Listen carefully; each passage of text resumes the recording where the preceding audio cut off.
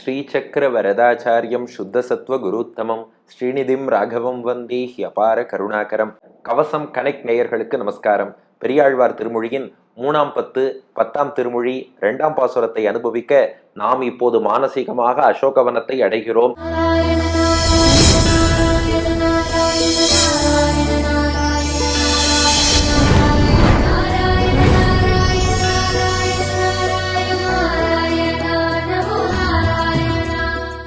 சிம்சுபா மரத்தடியிலே சீத்தை, மரக்கிளையிலே ஹனுமான்.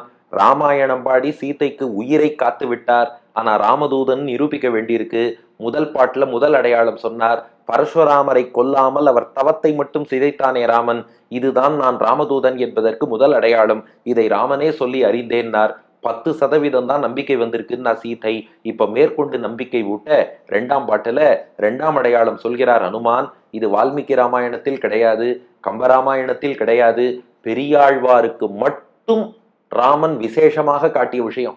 வேற எந்த ராமாயணத்திலையும் கிடையாது. ரிஷிகள்லாம் தங்கள் தவத்தால் பகவானை அறிந்து கொண்டு பாடுவார்கள்.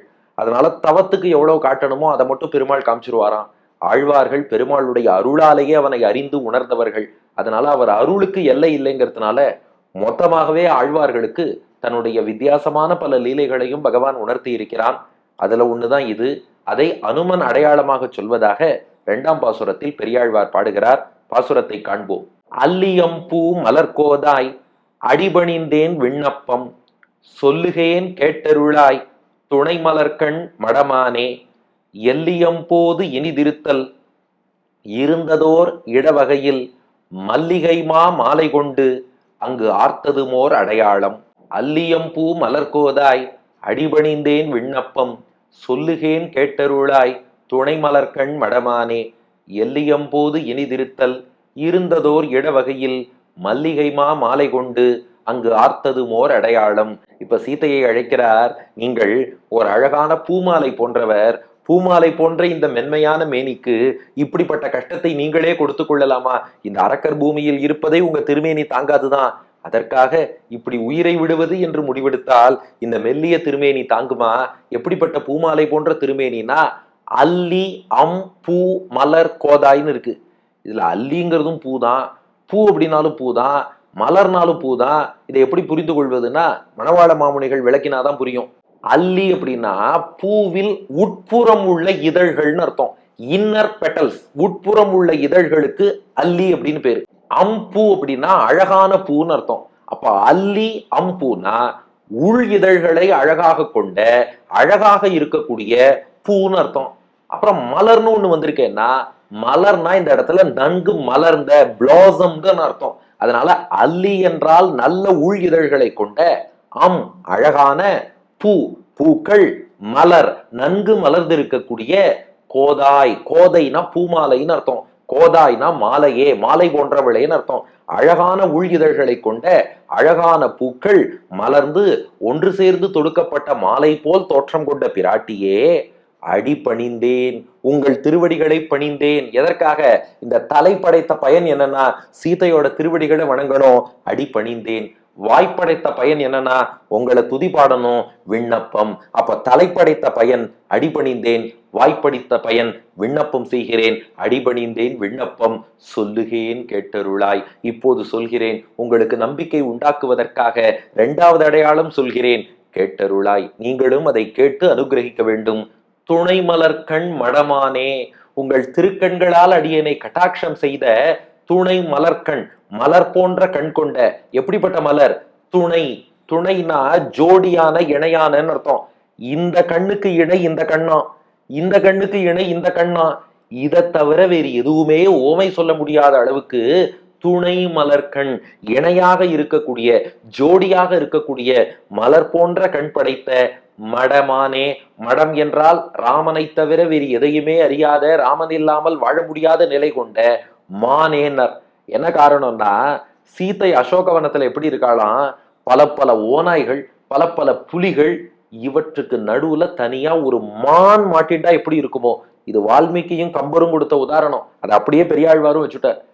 அதாவது ஒரு மான் பல ஓநாய்கள், நரிகள், புலிகள், சிங்கங்கள், கரடிகளுக்கு மத்தியில மாட்டின்டா எப்படி இருக்குமோ. பல அரக்கிகளுக்கு மத்தியில தனி ஒரு மானாக மடமானாக பிராட்டி எழுந்தருளி இருக்கிறாள். துணை மலர்கண் மடமானே, அப்படி இருக்கக்கூடிய மான் போன்ற மருட்சியான பார்வை கொண்ட மடமானே, அப்படிப்பட்ட மானே விண்ணப்பம் செய்கிறேன். அந்த கண்களால் என்னை கட்டாட்சம் செய்த பிராட்டியே, உங்கள் காதுகளால் இதை கேட்க வேண்டும். பாட்டுக்குள்ள நிறைய நுட்பம் இருக்கு. அழகான பூமாலை போன்ற திருமேனி படைத்தவரே, என் தலை படைத்த பையனா உங்களை அடிபணிஞ்சேன், வாய்ப்படைத்த பையனா விண்ணப்பம் செய்யறேன், சொல்வதை நீங்கள் காதால கேட்க வேண்டும். கண்களால் என்னை கட்டாட்சித்த மான் போன்ற பிராட்டியே. ஆச்சு. இப்ப என்ன அடையாளம் சொல்ல போறார்? அதுவா, முதல்ல சரித்திரத்தை சொல்லிடுற, அதுக்கப்புறம் பாட்டை பார்ப்போம். என்னன்னா, ஒரு நாள் அயோத்தியில சீதாராமர்கள் ஆனந்தமாக எழுந்தருளி இருக்கும் சமயம். போன பாட்டுல சீதா கல்யாணம் ஆயிடுது இல்லையா? இப்ப இந்த பாட்டுல அயோத்தியால ஆனந்தமாக சீதாராமர்கள் எழுந்தருளி இருக்கா. அப்போ ஒரு நாள் இரவு நேரம், சீதாராமர்களுடைய அந்தப்புறம் வேற யாருமே கிடையாது. அதனால அந்த அந்தப்புறத்துல சீத்தையும் ராமனும் ஒரு விளையாட்டு, ஒரு சதுரங்கம், செஸ்ன்னு வச்சுக்கோங்களேன். நம்ம பாரத தேசத்து பாரம்பரியம் தான் செஸ், நம்ம நாட்டுலதான் கண்டுபிடிச்சா. அந்த செஸ் சதுரங்கம் பெருமாளும் தாயாரும் விளையாடிட்டு இருக்கா. அதுல ரெண்டு பேருக்கும் என்ன பந்தயம்னா, யார் ஜெயிக்கிறாரோ ஜெயிப்பவர் தோற்பவரை ஒரு தூணோட கட்டி போட்டுணுமா. இப்ப ராமன் என்ன பண்றான், அந்த செஸ் போட்டியில தாயார் பிராட்டி சீத்தையிட்ட தோத்து போயிட்டானோ. ராமர் போய் தோப்பாரா அப்படின்னா, பத்தினிக்கு தோற்பான் பரமரசிகன், உண்மையான ரசனை உள்ளவர் என்பவர் எப்போதும் மனைவிட்ட தோப்பார். லைஃப்ல ஜெயிக்கணும்னா ஒய்ஃப்ட தோக்கணும், இல்லைன்னா அவன் நைஃபா மாறிடுவா, லைஃபே ஸ்ட்ரைஃபா மாறிடும். என்னைக்கும் வாழ்க்கையில ஜெயிக்கணுமா, மனைவிட்ட தோத்தா வாழ்க்கையில ஜெயிச்சுடலாம். ராமன் தோத்துட்டான், சீத்தை ஜெயிச்சுட்டா. இப்ப சீத்தை சொன்னாலாம், எங்கிட்ட நீங்கள் தோற்று விட்டீர்கள் அல்லவா, இந்த தோற்றதற்கு அடையாளமாக நான் உங்களை கட்டி போட போறேன்னாலும் என்ன பண்ணான்னா, ஒரு மல்லிகை பூ மாலைய கொண்டு வந்தா, ஒரு தூணோடு ராமனை கட்டினாள். இனி முடிஞ்சா இந்த கட்டிலிருந்து வெளியில வாங்க பார்ப்போம்ட்டு சீத்தை நிம்மதியாக உறங்க சென்று விட்டாளாம். அடுத்த நாள் காலை சீத்தை முழிச்சுன்னு வந்து பாக்குறா, அதே இடத்துல அதே மல்லிகை பூ மாலையில் அதே தூணோடு கட்டுண்டபடி ராமன் நின்று இருக்கான். ஐயோ, என்னது இது, நேற்று ராத்திரி கட்டி போட்டுட்டு போனேன், நீங்க அப்புறம் வரலையான்னு கேட்டாலாம் சீத்தை. அதுக்கு ராமன் பதில் சொன்னானா, நீ பலத்தால கட்டி போட்டிருந்தேன்னா உடைச்சுட்டு வந்திருப்பேன், நீ பாசத்தால கட்டி போட்டுட்டியே, உன் அன்புக்கு நான் அடிமை, அதனால இதை அறுக்க எனக்கு மனசு இல்ல, உன் கையால் அவிழ்த்து விடும் வரை நான் கட்டுண்டு இருக்கிறேன்னு ராமன் சொன்னானா. இந்த விஷயம் கூட அடியனுக்கு தெரியும்னா, அடியன் ராமனுக்கு நெருக்கமான தூதன் தானே. அதத்தான் இப்ப அனுமான் சொல்கிறார், எல்லியம் போது இனிதிருத்தல். எல்லி அப்படின்னா ராத்திரின்னு அர்த்தம், அம்முன்னா அழகியன்னு அர்த்தம், போது என்றால் வேளைன்னு அர்த்தம். எல்லி அம் போது, கொஞ்சம் ஜம்பிள் பண்ணிக்கோங்க. அம் எல்லி போது, அம் அழகான, எல்லி ராத்திரி, போது வேளை, அழகான ராத்திரி வேளையிலே இனிதிருத்தல், இனிமையாக இருக்கும் போது. அதாவது இனிதிருத்தல் அப்படின்னா கணவன் மனைவி மட்டும் இனிமையாக ஏகாந்தமாக தனிமையாக அந்த புறத்தில் இருக்கும்போது, இருந்ததோர் இடவகையில், இருந்ததோர் அதாவது நீங்கள் இருந்ததான ஓர் இடவகையில், ஒரு ஒப்பற்ற இடமான அந்த அந்த புறத்தில் உள்ள ஒரு இடத்திலே, எல்லியம் போது இனிதிருத்தல், அந்த நாள் அழகான இரவு பொழுதில் இனிமையாக தனிமையாக இருந்ததோர் இடவகையில், இருவரும் இணைந்திருந்த அந்த இடவகைனா அந்த இடத்திலேன்னு அர்த்தம். இடவகையில் அந்த இடத்திலே சீதை என்ன பண்ணா, மல்லிகை மாமாலை கொண்டு, மல்லிகை பூவால் தொடுக்கப்பட்ட வெறும் மாலை இல்ல, மாமாலை, சிறந்த மாலையாம். ஏன் சிறந்த மாலைனா, ரெண்டு காரணம்.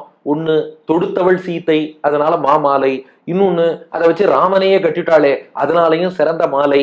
அந்த மல்லிகை மாமாலை கொண்டு அங்கு, அங்கேயே, அதே இடத்திலேயே, ஆர்த்ததும், ஆர்த்தல்னா கட்டி போடுதல்னு அர்த்தம்.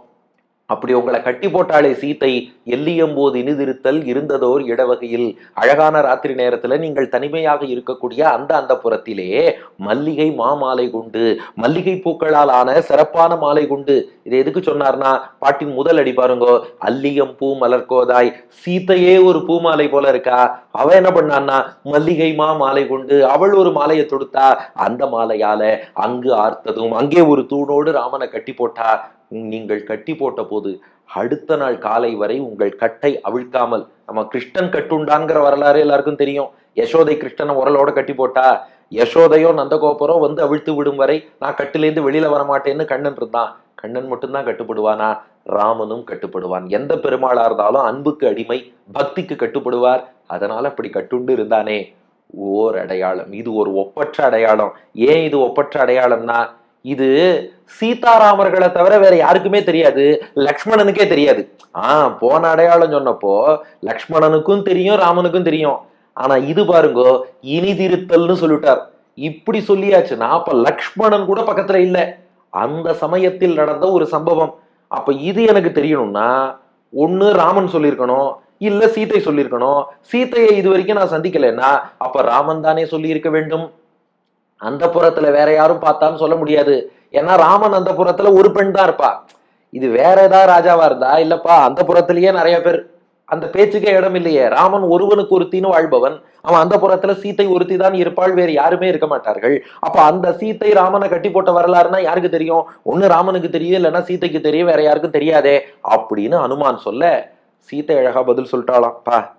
இவ்வளவு தூரம் விஷயம் தெரிஞ்சுட்டு ராமன் அன்புக்கு கட்டுப்படுவான்னு சொல்ற, அதனால 20% உன் மேல நம்பிக்கை வந்துருது. வேதம் படிச்சவர் அடிக்க மாட்டான்னு சொன்ன, 10% நம்பினேன். அன்புக்கு கட்டுப்படுவான்னு 20% நம்பினேன். ஆனாலும் முழுசா நம்பிக்கை வரல. ஏன்னு கேட்டார். இல்லப்பா, அந்த அரண்மனை இருக்கே உனக்கு தெரியாது, ஒற்றர்கள் உளவாளிகள்லாம் நிறைய பேர் இருப்பா. ஒரு மன்னர் இருக்காருன்னா அவர் என்னதான் மகாராணியோடயே இருந்தாலும் கூட யாரா காவலாளிகள் மன்னருக்கு ஆபத்து வரக்கூடாதுன்னு ரகசியமா காவல் காப்பா. ஞாபகம் வச்சுக்க சொல்ற உடனே லௌகிக்க உதாரணம் சொல்றேன்னு நினைக்க வேண்டாம். ஒரு திரைப்படத்துல ஒரு நாள் முதல்வர்னு ஒருத்தர் வரா பாருங்க. அவர் போய் ஏதாவது பாட்டு பாடிட்டு இருந்தாலும் அவரை யாராவது ஷூட் பண்றதுக்குன்னு வருவா. அவருக்கே தெரியாம மறைந்திருந்து அவரோட செக்யூரிட்டி எல்லாம் இருந்து ஷூட் பண்ண வரவர் அவர் ஷூட் பண்ணிடுவார். என்ன காரணம்னா அவர் சீஃப் மினிஸ்டருங்கிற ஸ்தானத்துல இருக்கார். அவர் என்னதான் ஏகாந்தமா இருந்தாலும் செக்யூரிட்டி சொல்லுவார், சார் என்னுடைய கடமையைத்தான் செய்தேன், எங்கள் அனுமதி இல்லாமல் நீங்கள் போனாலும் நாங்கள் காவல் காக்க வேண்டியது எங்கள் பொறுப்புன்னு சொல்றா இல்லையா? இப்ப அதை மறந்துருங்க. இங்க வாங்க, ராமனும் இளவரசன் தானே, சீத்தையும் அவனுடைய தேவி தானே. அப்படி இருக்கும்போது அவர் என்னதான் ஏகாந்தமா இருந்தாலும் ஆபத்து வரக்கூடாதுன்னு செக்யூரிட்டி காவல் காப்பானா இல்லையா? அப்படி யாரா காவலாளியோ உளவாளியோ ஒற்றனோ பார்த்து அவன் கூட உனக்கு செய்தி சொல்லியிருக்கலாமே. இது ராமன் தான் சொன்னான்னா எப்படி நம்புவது? 80% சந்தேகம் இருக்கு, 20% நம்பிக்கை வந்துடுத்து. 80% சந்தேகம் நான் சீத்தை. அதை போக்க இனி 3வது அடையாளம் அடுத்த பாட்டில் சொல்ல போகிறார் ஹனுமான். ஆக 2வது பாட்டு, அல்லியம் பூ மலர்கோதாய் அடிபணிந்தேன் விண்ணப்பம் சொல்லுகேன் கேட்டருளாய் துணை மலர்கண் மடமானே எல்லியம்போது இனிதிருத்தல் இருந்ததோர் இடவகையில் மல்லிகைமா மாலை கொண்டு அங்கு ஆர்த்ததுமோர் அடையாளம்.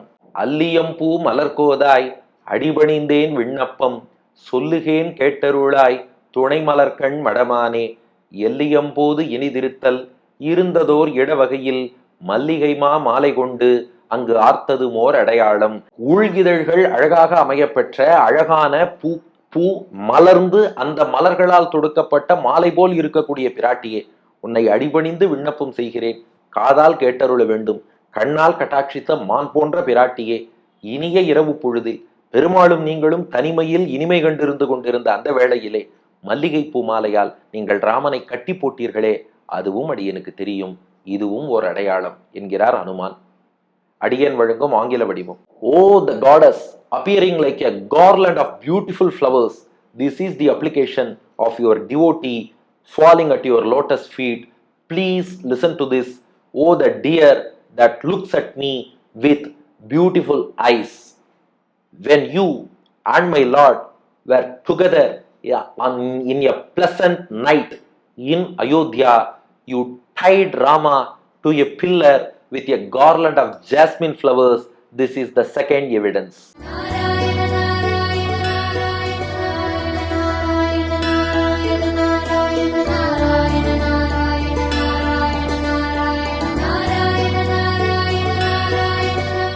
அல்லியம்பூ மலர் கோதாய் அடிபணிந்தேன் விண்ணப்பம்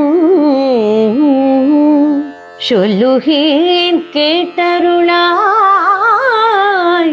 துணை மலர் கண்மடமானே எல்லையம் போதினி திறத்தல் இருந்ததோரிடவகையில் மல்லிகை மாலை கொண்டு அங்கார்த்ததும் ஓரடையாளம் ஓர் அடையாளம்.